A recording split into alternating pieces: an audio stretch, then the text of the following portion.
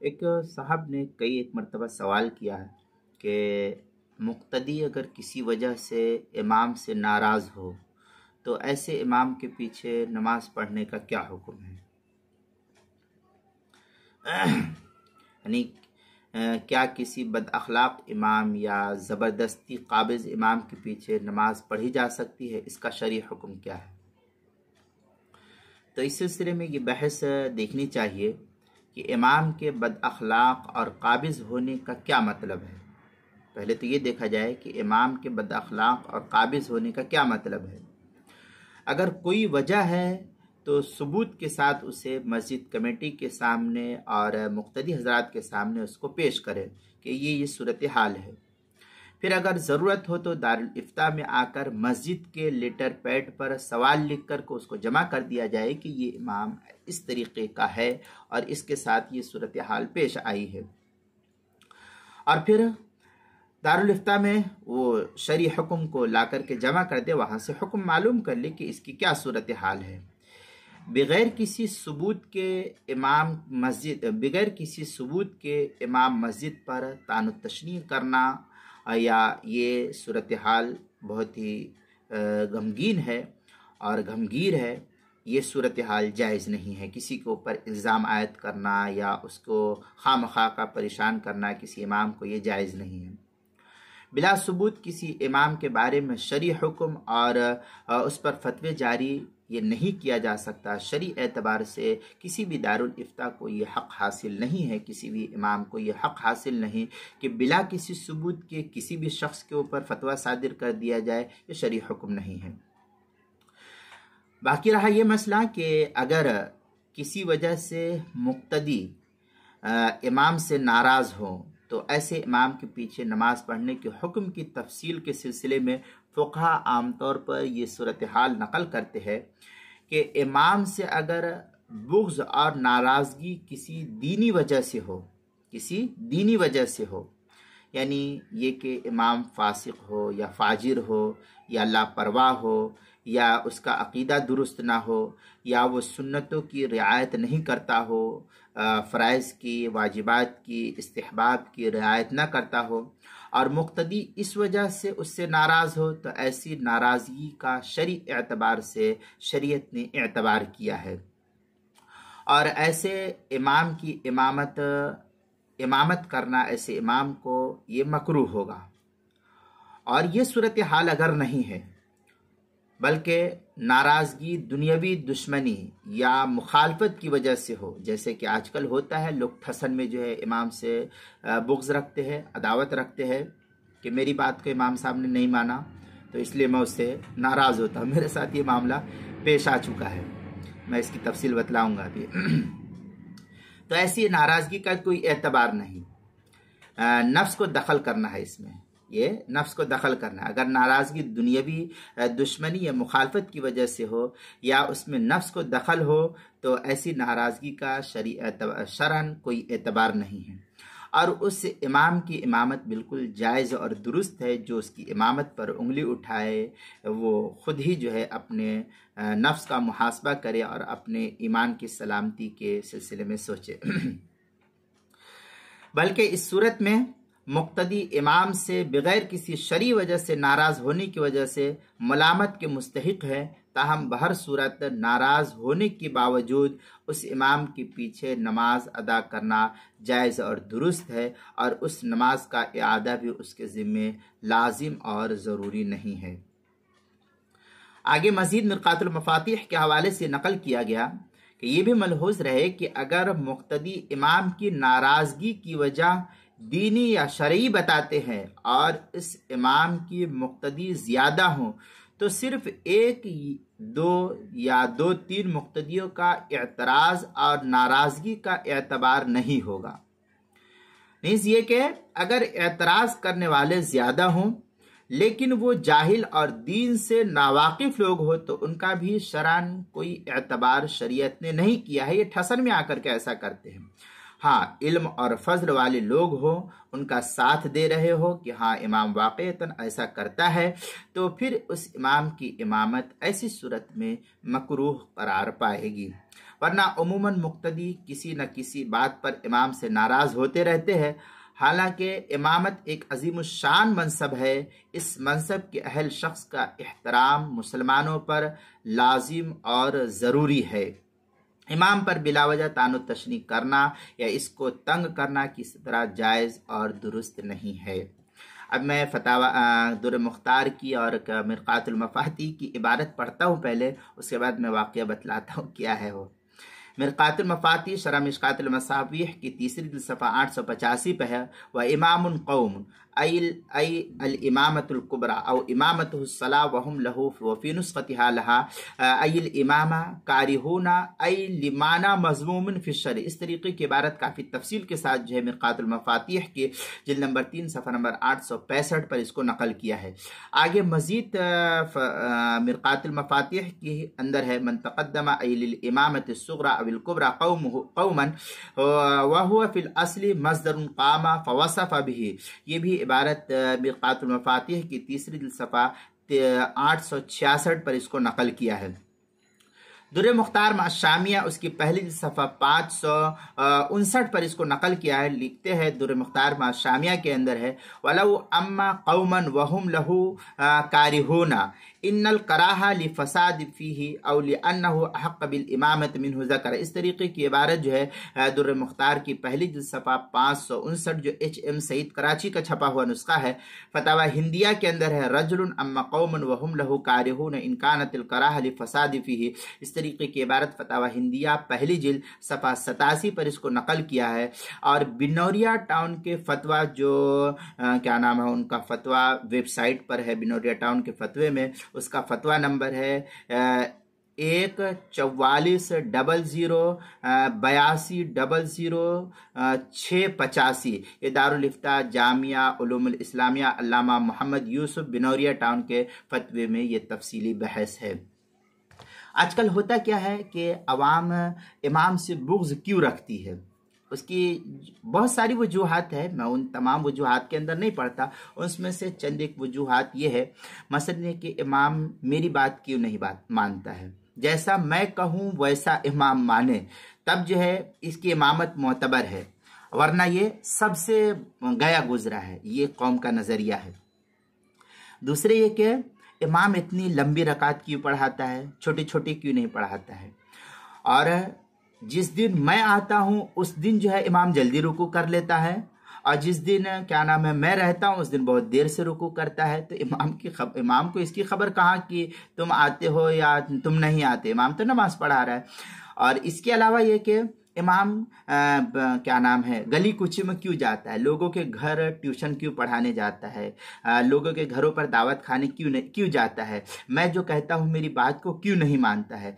मतलब ये कि जैसा मैं कहूँ वैसा ये इमाम हो तो फिर इसकी इमामत मकरूह नहीं होगी, और जैसा मैं कहूँ वैसा अगर नहीं होगा तो फिर इस इमाम की इमामत भी मकरूह है, और इसको रखना मस्जिद के अंदर इमामत करना ये हराम नाजायज़ समझती है पब्लिक। हालांकि इमाम ये मुक़द्दस शख्स था। आजकल जो कहते हैं ना, मैं इसका नया तर्जुमा निकालता, ये तो बहस हो गई, जो कुछ करना था मुझको मसाइल के सिलसिले में बहस हो गया। अब मसाइल के ऊपर बहस नहीं, जो आज नया तरीक़ा है लोगों का वो मैं उसको आपको बतला रहा हूँ।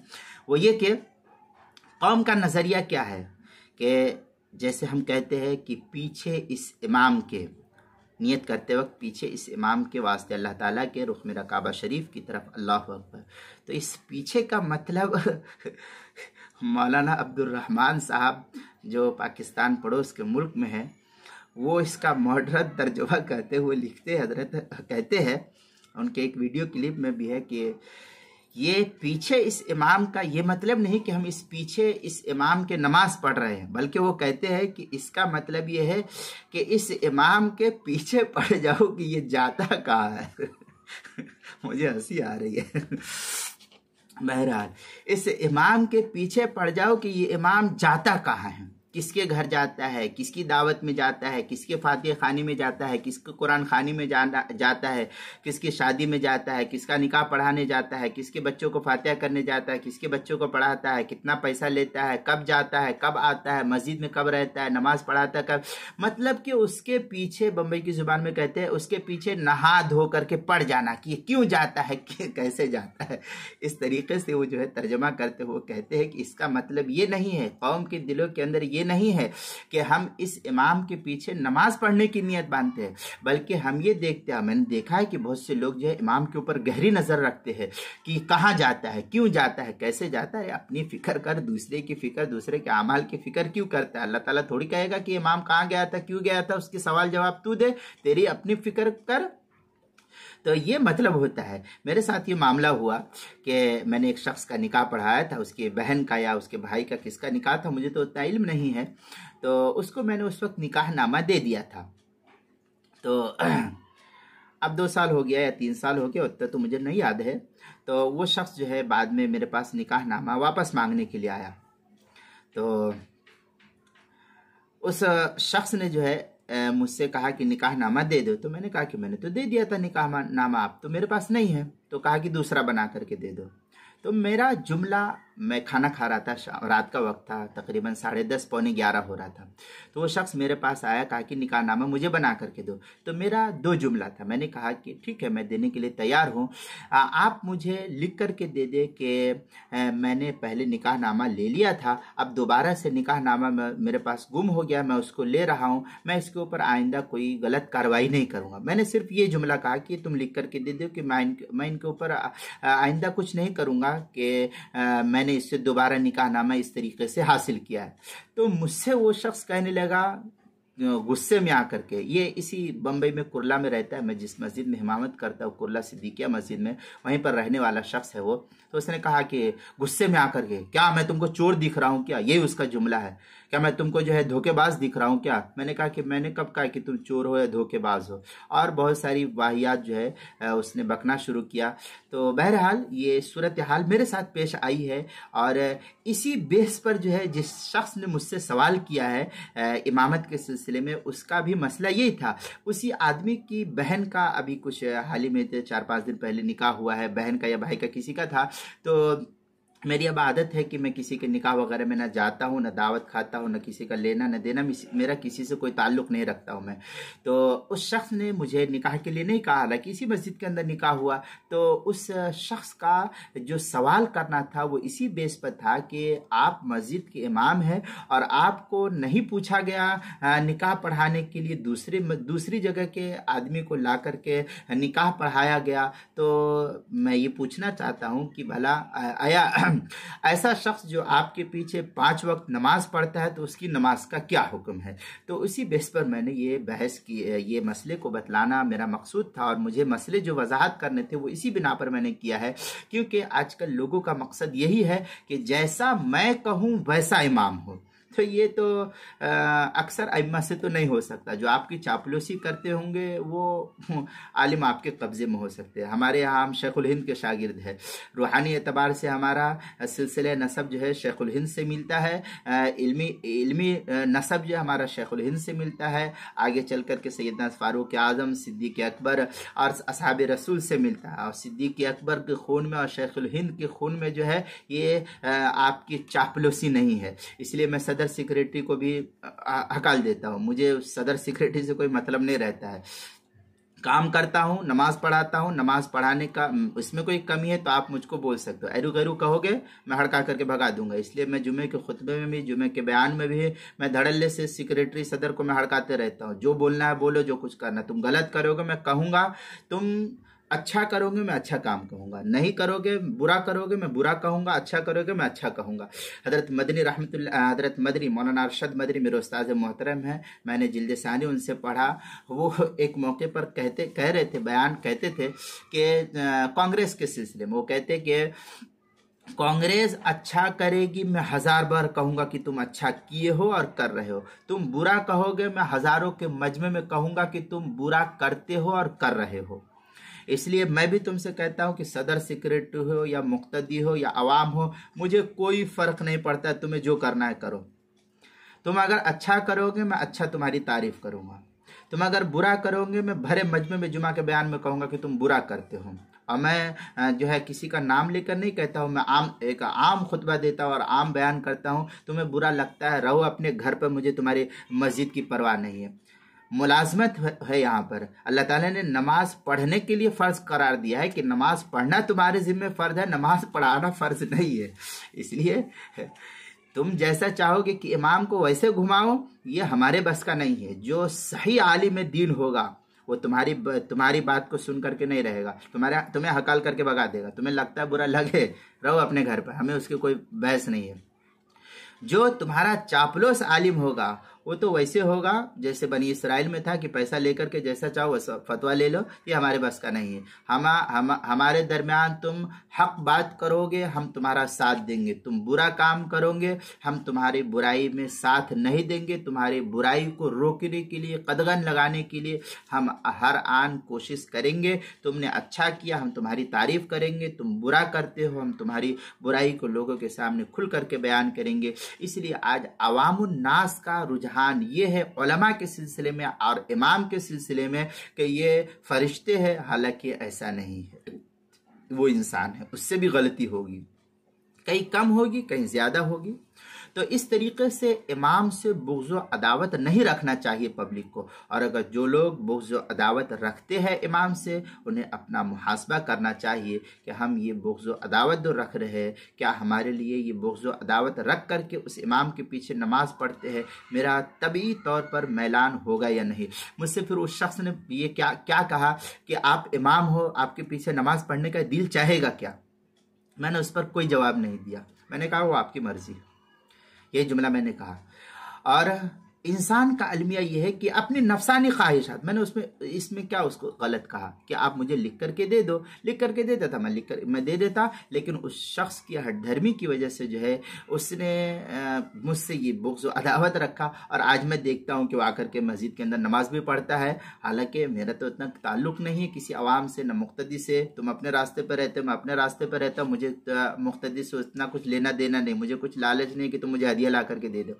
मैं तो अब हदिया को भी ठुकरा देता हूँ कि तुम जैसी अवाम हो उस अवाम के हदिये को लेना भी मैं जो है अपनी फितरत के खिलाफ समझता हूँ। इसलिए मैं अब हर किसी के हदिये को भी ठुकरा देता हूँ। मुझे इसके अंदर यही बतलाना है पूरी वीडियो के अंदर कि इमाम से बुग़्ज़ व अदावत और इमाम को अपने मन के मुताबिक चाहना कि जैसा मैं कहूँ वैसा इमाम हो, जैसा मैं कहूँ, जहाँ मैं कहूँ, जिस तरीके से मैं कहूँ वैसा ही इमाम हो। मैं कहूँ उठो तो उठो, मैं कहूँ बैठो तो बैठो, मैं कहूँ ऐसी नमाज पढ़ाओ, मैं कहूँ वैसे नमाज पढ़ाओ, मैं कहूँ ऐसा बयान करो, मैं कहूँ वैसा बयान करो, वैसा ही हो। तो ये इमाम तुम्हारे नज़दीक जो है फरिश्तों से बढ़ करके है। ये मेरे से न हुआ था, न होगा और न ही आइंदा मैं कर सकूंगा। आपको बुरा लगता आप मस्जिद से निकाल दोगे, इतना ही तो करोगे।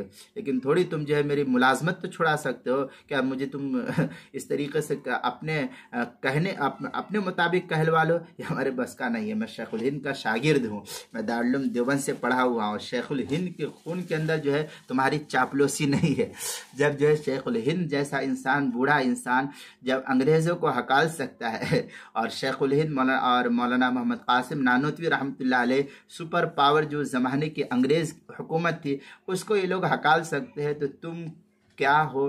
तुम कहते हैं तुम किस खेत की मूली हो, तो वैसे हमारे नज़दीक हो तुम किस खेत की मूली हो। तुम्हारी हमारे नज़दीक कोई हैसियत नहीं है। तुम अपना बुग़्ज़ व अदावत रखो, वो तुम्हारा मामला है।